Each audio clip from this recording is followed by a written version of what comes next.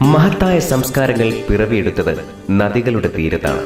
സംസ്കൃതമായ സമൂഹത്തിന്റെ ജനനത്തിലും നിലനിൽപ്പിനും ജീവിച്ചിരിക്കുന്നതും അല്ലാത്തതുമായ നദികൾ കാരണഭൂതരും സാക്ഷികളുമാണ്. പുല്ലും പുഴുക്കളും പക്ഷിമൃഗാദികളും മനുഷ്യനുമടങ്ങുന്ന ജന്തുജാലത്തിന് വളർന്നു തഴയ്ക്കാൻ നദികൾ വെള്ളം കൊടുത്തു. പാർക്കാൻ തീരങ്ങളും വെല്ലുവിളികളെ അതിജീവിക്കാൻ പാഠങ്ങളും നൽകി. ഒടുവിൽ സഹജമായ നന്ദികേട് മനുഷ്യൻ പുറത്തെടുത്തതോടെ നദികൾ മരണത്തിലേക്കു തന്നെ മടങ്ങുകയാണ്.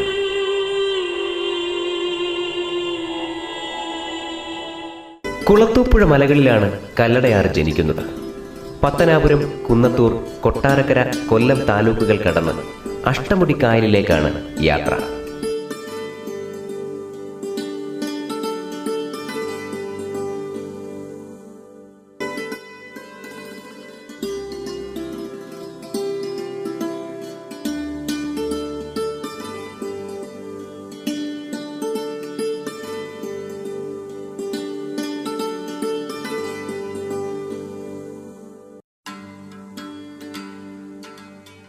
കിഴക്കൻ മലയോര മേഖല തലമുറകളായി ജീവിതം കരുപിടിപ്പിക്കുന്നത് കല്ലടയാറിന്റെ തീരത്താണ്.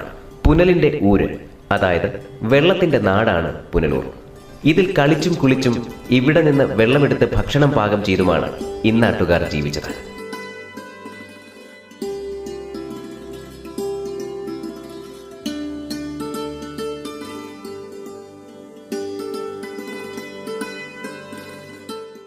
പണ്ടൊക്കെയെന്ന് വെച്ചാൽ ഞങ്ങളിങ്ങനെ നടന്ന് പിള്ളേർക്ക് വേണമെങ്കിൽ ഇപ്പോൾ ഇത്രയും വെള്ളമുള്ളായിരുന്നു. എന്നുവെച്ചാൽ മണലായിരുന്നു കംപ്ലീറ്റ് ഇവിടുന്ന് അങ്ങ് വരെ. ഇന്ന് കാലം മാറി.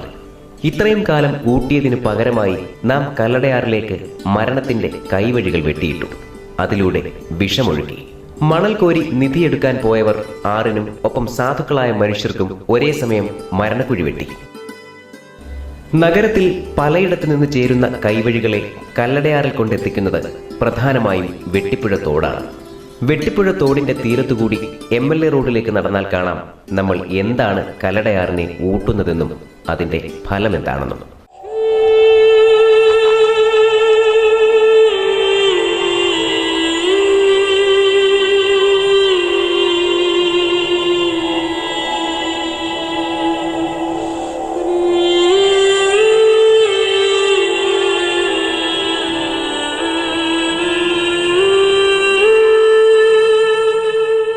കല്ലടയാറ്റിൽ മണൽ ധാരാളമായി ഉണ്ടായിരുന്നു.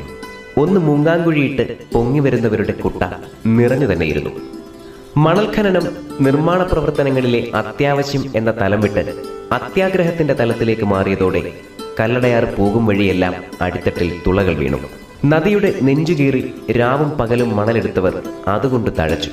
കൂട്ടുനിന്നവരും കാവൽ നിന്നവരും കോടീശ്വരന്മാരായി. പക്ഷേ കല്ലടയാറിന് സംഭവിച്ചതോ? അന്നത്തെ കണക്കാണോ? അന്നത്തെ ആറെന്ന് പറഞ്ഞാൽ ഞങ്ങളിവിടെ വള്ളം അക്കരോട്ടേക്കരോട്ടും തെള്ളി കൊടുക്കത്തേ ഉള്ളായിരുന്നു. ഉണക്കാലത്ത് നടന്നു കയറി പോവായിരുന്നു ഇവിടെ. ഇപ്പോൾ ഇവിടെ ഒരു 2.5 അടി വെള്ളമുണ്ട്. അന്ന് ഇതുപോലെ വെള്ളം തുഴഞ്ഞും ഊന്നിയൊക്കെയാണ് പോകുന്നത്. പക്ഷേ ഇന്ന് തുഴഞ്ഞും ഊന്നിയൊന്നും പോകാൻ പറ്റത്തില്ല. ഒരു ദിവസം എന്തുമാത്രം തുഴച്ചിൽ വഴി. അതുപോലെ ചെറിയ കഴയം കാണാൻ മതിയോ ഇതും കൊണ്ട് ഊന്നി പോകാനൊക്കെ ഉണ്ട്. എത്ര കുഴിയാണ്? 2.5 ആൾ 3 ആൾ വെള്ളമായിപ്പോയില്ലേ. അത്ര താഴ്ന്നു. അടിയിൽ ഇവിടെ വാരമില്ല, ഒന്നുമില്ല. അടി വെട്ടുകല്ലും പാറയായിപ്പോയി. ആ സ്ഥിതിയായി ഈ ആറ്. ആര് കാണാന്, ആര് കേൾക്കാൻ? എല്ലാവരും കണ്ടിട്ടും കാണാതെ അറിഞ്ഞിട്ടും അറിയാതെ മണൽ ഖനനം തുടരുകയാണ്. തീരങ്ങൾ വെള്ളത്തിലേക്ക് ഇടിഞ്ഞിറങ്ങിക്കൊണ്ടിരിക്കുന്നു. അത് ഇങ്ങനെ അങ്ങ് താഴോട്ട് ഇത് മൊത്തമേ ഇടിഞ്ഞ് കിടക്കുമല്ലോ. ഇപ്പം കാട് കയറി കിടക്കുന്നതുകൊണ്ടൊന്നും കാണാൻ ഒക്കത്തില്ലെന്നുള്ളതേ ഉള്ളൂ.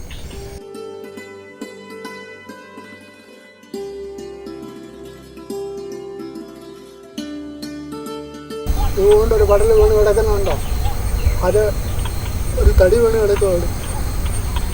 ആറ്റിൻ്റെ അടുത്തുണ്ട്.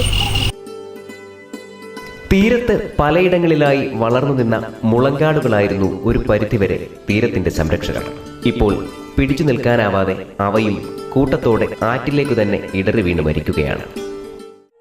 ഒറ്റ രാത്രി ഇരുണ്ടു വെളുക്കുമ്പോഴേക്ക് വെള്ളത്തിനടിയിൽ രൂപപ്പെട്ട ചതിക്കുഴികളിൽ അറിയാതെ ചെന്നുപെട്ട് പിടഞ്ഞു മരിച്ചവർ ഏറെ. 36 വർഷമായി നമ്മളിവിടെ താമസിക്കാൻ തുടങ്ങി. അന്നേരം പണ്ടെന്ന് വെച്ച് കഴിഞ്ഞാൽ ഈ ആറ് ഞങ്ങൾക്ക് ഇത്രയും വെള്ളമുള്ള നടന്നു പോകുമായിരുന്നു ഇവിടുന്ന്. ഇപ്പോഴെന്ന് വെച്ച് കഴിഞ്ഞാൽ മണൽ വാരക്കം തുടങ്ങിയ പിന്നെ ഇപ്പോഴും പിന്നെ അതിനും ഉദ്യോഗസ്ഥന്മാരൊക്കെ എന്തുവാണെന്ന് നമുക്കറിയില്ല. പക്ഷെ ഇപ്പോഴും ഉണ്ട്. ഇപ്പം രാത്രി സമയത്തായി ഇപ്പം മണൽ വാരുന്നു. അത് എവിടെ ഉള്ളവരാണെന്നൊന്നും നമുക്കറിയില്ല. ഇപ്പം ഫുള്ള് 25 അടി താഴ്ച എന്ന് വെച്ച് കഴിഞ്ഞാൽ ഒരാൾ വീണാൽ തന്നെ പിടിക്കാൻ പോകാൻ പോലും ഞങ്ങൾക്കിപ്പോൾ പേടി. നഗരത്തിൽ പലയിടത്തു നിന്നായി പ്ലാസ്റ്റിക് അടക്കമുള്ള മാലിന്യങ്ങൾ കല്ലടയാറ്റിലേക്ക് ഒഴുകിക്കൊണ്ടേയിരിക്കുന്നു. ഓഡിറ്റോറിയങ്ങളും ഹോട്ടലുകളും ഒഴുക്കുന്ന ഭക്ഷണാവശിഷ്ടങ്ങളും ആശുപത്രി മാലിന്യങ്ങളും കല്ലടയാറ് തന്നെ സ്വീകരിക്കണം. ചപ്പുചവറുകൾ അഴുകിയലിഞ്ഞ ഈ വെള്ളമാണ് ഇപ്പോഴും പലരും കുളിക്കാനും കുടിക്കാനും ഉപയോഗിക്കുന്നത്. ഈ വെള്ളമാണ് ശുദ്ധീകരിച്ച് നഗരവാസികൾക്ക് എത്തിച്ചു കൊടുക്കുന്നത്. എൻ്റെ ഏട്ടനാ ഇത് വെള്ളം തുഴയുന്നത്. പറഞ്ഞിട്ടില്ലേ കുളിക്കുമ്പോൾ ചൊറിയുമെന്നു. അന്ന് ഈ വെള്ളം കോരിയിട്ടാണ് കഞ്ഞി വെച്ച് കുടിക്കുന്നത്. എന്ത് ശുദ്ധമായ വെള്ളമായിരുന്നു എന്നറിയാം. പഴയല്ലേ ഇതൊന്നും കൂടി ഇപ്പം മുറിവെള്ളം കുളിച്ചാൽ വേറെ അറിയും. കാര്യം ഉള്ള വേസ്റ്റ് മുഴുവനും ഉള്ള കുപ്പിയും അഴുക്കും അത്രയും ഈ ആറ്റിലല്ലേ കൊണ്ട് മറിക്കുന്നത്. ഇപ്പോൾ ചാക്കിട്ട് അങ്ങ് നിർത്തിയിട്ട് ഇപ്പോൾ പ്ലാസ്റ്റിക്കിനകത്താക്കി കുറേശ്ശെ അങ്ങ് വിട്ടോളുക. നനഞ്ഞാന്ന് ഞാൻ 4 ചാക്ക് നീക്കി കളഞ്ഞു. വേറും അഴുക്ക് വെള്ളം അന്നത്തെ കാലത്തെ കണക്കാണ് ഇന്ന്. വെള്ളത്തിൽ കോളിഫോം ബാക്ടീരിയയുടെ സാന്ദ്രത 0 എങ്കിലേ അത് കുടിക്കാൻ ഉപയോഗിക്കാവൂ. നഗരത്തിന്റെ വിവിധ ഭാഗങ്ങളിൽ കക്കൂസ് മാലിന്യം ഉൾപ്പെടെ നദിയിലേക്ക് ഒഴുകുന്നതിനാൽ കോളിഫോം ബാക്ടീരിയയുടെ സാന്നിധ്യത്തെപ്പറ്റി സംശയം വേണ്ട. കല്ലടയാറിന് അകാല മരണം നമ്മൾ അടിച്ചേൽപ്പിക്കുകയാണ്. അതിന്റെ ഉത്തരവാദിത്തത്തിൽ നിന്ന് ആർക്കും ഒഴിയാനാവില്ല. പുഴ എല്ലാം അറിയുന്നു. ശബ്ദമില്ലാതെ അവൾ കരയുന്നത് നിങ്ങൾ കേൾക്കുന്നുണ്ടോ?